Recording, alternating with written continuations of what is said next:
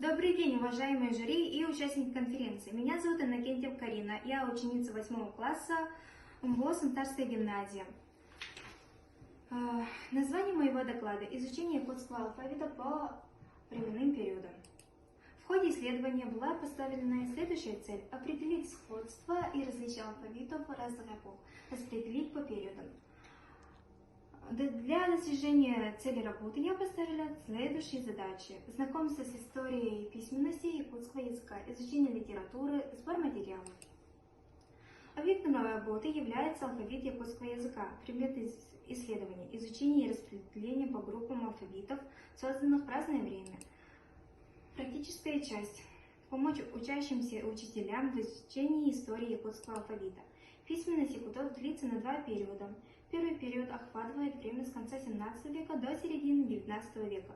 Первоначально, когда создавалась письменность, появились небольшие по размеру тексты и короткие словари. Во время второго периода были предприняты попытка создания алфавитов и книг по грамматике.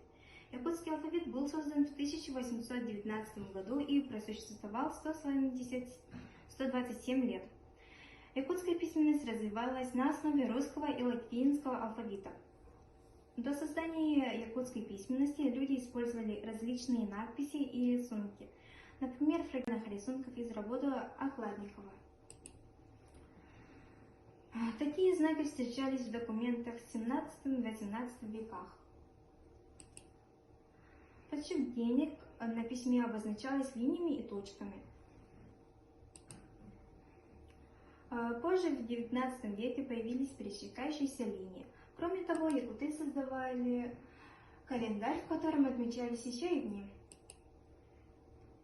В ходе исследования мы рассмотрели следующие алфавиты: алфавит настоятеля храма Георгия Попова, алфавит Бетлинга, алфавит Дмитрия Хитрова, алфавит Новгородова и современный якутский алфавит. В заключение скажу, что, изучив эту работу, мы увидели и узнали много интересного. Ученые говорят, что в развитии любого языка есть 2 стадии – надписи в виде рисунков и букв. Период отсутствия письменности якутов продолжался в начале этого столетия. Возникновение и развитие письменности для любого народа имеет огромное историческое значение. К сожалению, у нас у якутов причиной отсутствия письменности в те времена являлась необразованность народа. Тем не менее, благодаря исследователям из других стран, которые совершали экспедицию в Якутию, якутский язык был зафиксирован в письменных источниках. Неудивительно, что благодаря таким людям мы стали образованными людьми. Спасибо за внимание.